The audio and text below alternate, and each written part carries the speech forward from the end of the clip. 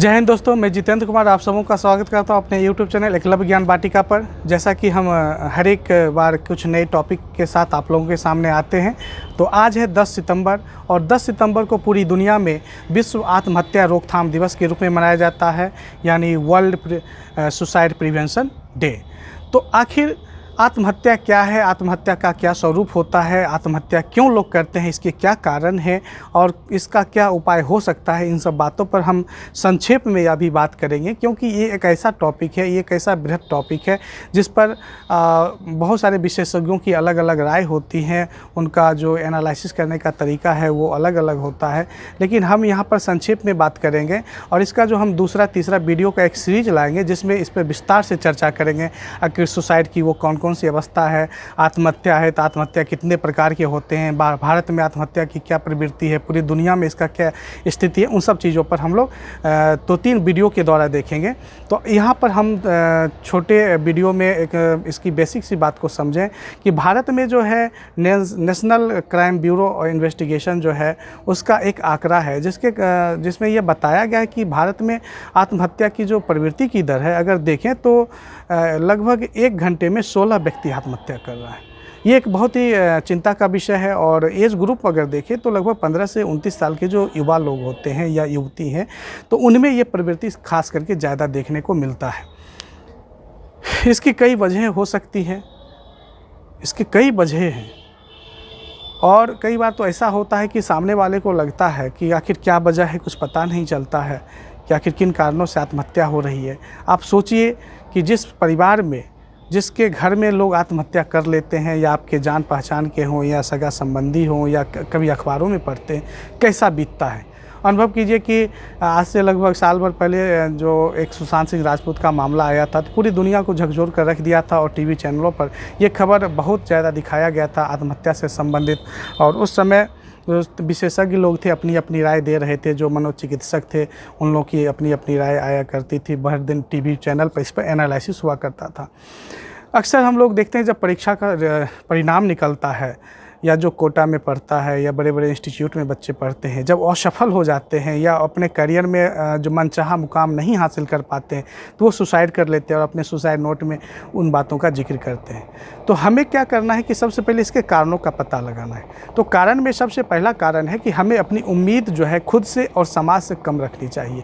हम क्या करते हैं कि जाने अनजाने में खुद से ज़्यादा उम्मीद करने लगते हैं। कई बार ऐसा होता है जो सोशल प्रेशर ज़्यादा होता है, समाज का दबाव ज़्यादा होता है। समाज में अगर देखें तो परिवार का दबाव, रिश्तेदारों का दबाव, दोस्तों का दबाव हमारे ऊपर बहुत ज़्यादा होता है कि तुमको ऐसा करना है, तुमको ऐसा करना है, तुमको जीवन में ये बनकर दिखाना है। लेकिन वो ये नहीं देखते कि सामने वाले की इच्छा क्या है, सामने वाले की अभिरुचि किस में है, वो किस विषय में इंटरेस्ट है। तो कई बार ऐसा भी होता है कि गार्जियन बच्चों की अभिरुचि के विपरीत उनको उस विषय को पढ़ने के लिए बाध्य करते हैं या उसके ऊपर अपनी इच्छाएँ ज़्यादा थोप देते हैं, जिसके कारण वो व्यक्ति अवसादग्रसित हो जाता है। तो हमें क्या करना है, इसके बचने के उपाय हो हम बाद में चर्चा करें। तो पहला कारण है कि हमें अपने सामाजिक जो दबाव है उसको कम करना है। दूसरी बात है कि अभी जो समय है, कई बार ऐसा होता है जो मान लिया जाए कि किसी कहीं पर प्राकृतिक आपदा आ गया, कहीं पर क्या हुआ, भूकंप आ गया, कोई त्रासदी आ गई, या अभी कोरोना का समय है, किसी के घर में कोई व्यक्ति कोरोना से पीड़ित हो गया या कोरोना के कारण किन्हीं की देहांत हो गई, वो तो उसके कारण क्या है कि वो जो पीड़ा है, वो जो दुख है, उसको वो सह नहीं पाते हैं और इसके कारण वो अवसादग्रसित हो जाते हैं। तो कई बार ऐसा देखा गया है कि जब कोई टेंशन या तनाव आपके अंदर अगर 14 दिन से ज़्यादा लगातार आपके अंदर वो बना ही रह जाए, वैसी स्थिति, तनाव की स्थिति, तो वो डिप्रेशन का, अवसाद का रूप ले लेता है। और वैसी स्थिति में क्या होता है कि व्यक्ति समाज से कटने लगता है। इसको पहचानने का एक बहुत ही सिंपल तरीका है कि देखें कि वो जो व्यक्ति है, क्या वो अपना मनचाहा काम कर रहा है कि नहीं, जिस काम में उसको अभिरुचि था, जिसमें वो इंटरेस्ट लेता था, मान लीजिए जाए संगीत में, डांसिंग में, खाना बनाने में, खाना खाने में, पढ़ने में, टीवी देखने में, जिस काम में उसको रुचि था, क्या उस काम में अब रुचि ले रहा है या नहीं, या उससे दूर भाग रहा है। दोस्तों से बात कर रहा है कि नहीं, परिवार के सदस्यों के साथ उसका कैसा व्यवहार है। तो इन सब चीज़ों से हम लोग आकलन कर सकते हैं कि उसका क्या मनोवृत्ति चल रहा है, उसके अंदर का जो प्रेशर है वो कैसा चल रहा है। पिछले कई वर्ष पहले एक फिल्म आई थी 3 इडियट, उसमें बहुत अच्छे ढंग से दिखाया गया था कि पढ़ाई के प्रेशर के कारण कैसे आत्महत्याएँ होती है। उसमें जो हीरो थे आमिर खान, उन्होंने कहा था कि ये इंजीनियर लोग भी बड़े बड़े चालाक होते हैं, ये ने तो प्रेशर कुकर तो बनाया, प्रेशर मापने के लिए तो यंत्र बना दिया, लेकिन इस दिमाग पे जो प्रेशर बन रहा है उसको मापने के लिए कोई यंत्र नहीं बनाया। तो हमें जो अक्सर जो मेरा दोस्त या मेरा कलीग्स या मेरे सामने जो व्यक्ति दिखता है, जो हमसे बात कर रहा है, हंस रहा है, इसका मतलब नहीं है कि वो जो जैसा दिख रहा है वैसा ही है। उसके अंदर कौन सी तनाव की स्थिति है, वो किस अवस्था से जूझ रहा है, वो हमें नहीं पता होता है। हमें इस चीज़ को समझना पड़ेगा और उसके कारणों का पता लगाना पड़ेगा। कई बार ऐसा भी देखने को मिला है कि कई व्यक्ति ऐसे होते हैं जो उनका जो पालन पोषण है बहुत ही लाड़ प्यार से हुआ है, एक अच्छे माहौल में हुआ है, जहाँ पर कभी भी वो किसी भी तरह की तकलीफ़ें नहीं देखी है। लेकिन एकाएक उसे जब क्या होता है कि मनचाहा रिजल्ट की प्राप्ति नहीं होती है, या उसके मन के मुताबिक काम नहीं मिलता है, या लगता है कि उसके अनुसार कुछ नहीं हो रहा है, तो उसको बहुत दिल पर ठेस पहुँचता है, वो अवसादग्रसित हो जाता है। अक्सर युवाओं में देखा जाता है प्रेम प्रसंग का भी मामला आता है कि मान लिया जाए कि कोई किसी लड़की से प्यार करता है या लड़की लड़का से प्यार करता है, उससे अफेयर है।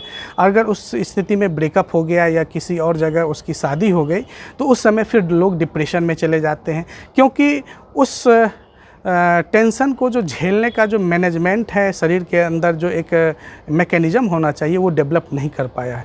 इसके बहुत सारे हार्मोनल भी कारण हैं, जिसको हम अगली वीडियो में पूरे डिटेल से बोर्ड पर लिखकर समझाएंगे। तो अभी हम लोग क्या देखते हैं कि ब्रेकअप का समय हो तो वैसी स्थिति में भी लोग बहुत सारे सुसाइड कर लेते हैं, नशा के लत में चले जाते हैं। तो ऐसे बहुत सारे कारण हैं जहाँ पर वो अपने जीवन लीला को समाप्त कर लेते हैं। तो हमें क्या करना है कि किसी भी परिस्थिति में डिप्रेशन से बचना है, और इसका सिंपल सा उपाय है कि आप डेली एक्सरसाइज करें, लोगों से खुलकर बातें करें, अपने मनचाहे कामों को करें, संगीत सुनें, डांस करें, मनचाहे किताबों को पढ़ें, कभी अकेला ना रहें।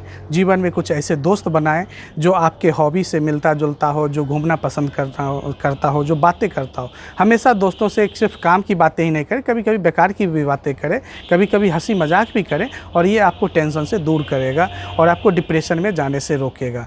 और अगर आप खुलकर जब बातें करेंगे तो मालूम चलेगा कि ये समस्या तो कुछ भी नहीं है, क्योंकि जब व्यक्ति जीने की जो चाहत है उससे ज़्यादा चाहत हो जाती है मरने की, तो ऐसी स्थिति में क्या है, हर कुछ उसको बुरा लगता है। जब हम किसी से बात करेंगे तो क्या होगा कि हम अपने मन की विकार को, मन के जो अवसाद है उसको बाहर निकालेंगे, और उससे हम आराम से ज़िंदगी जी सकते हैं।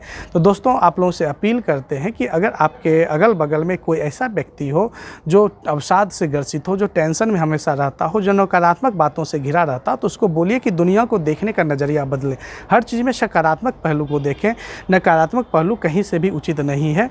हम अगर सकारात्मक ढंग से ज़िंदगी जिए तो पूरा दुनिया खुशहाल लगेगा। अगर नकारात्मक ढंग से ज़िंदगी जीना सीखेंगे तो क्या होगा कि हर चीज़ में कमी नज़र आएगी, और उस कमी को हम लोग बदल नहीं सकते हैं, और वो कहीं ना कहीं हमें अवसाद की ओर ले जाएगा। डिप्रेशन आना तो हर किसी के ज़िंदगी में आते रहता है, लेकिन उससे उबरने की जो कला है वो हमें सीखना पड़ेगा। उस डिफेंस मैकेनिज़्म को सीखना पड़ेगा कि हम अपने आप को कैसे टेंशन से बाहर निकालें। अगर इसमें ये जो जितना जल्दी हुनर और जितने अच्छे तरीके से जो हुनर सीख गया, वो उतना ज़्यादा काबिल व्यक्ति है, वो आत्महत्या को रोक सकता है। तो आप लोगों से अपील है कि चाहे परिस्थिति कैसा भी हो, आप ये समझिए, जो लग रहा है कि ये समस्या है, इस समस्या के कारण हम अपनी जान को दे रहे हैं, तो आप समझिए कि दुनिया में ऐसी कोई भी समस्या नहीं है जिसका कुछ समाधान नहीं है।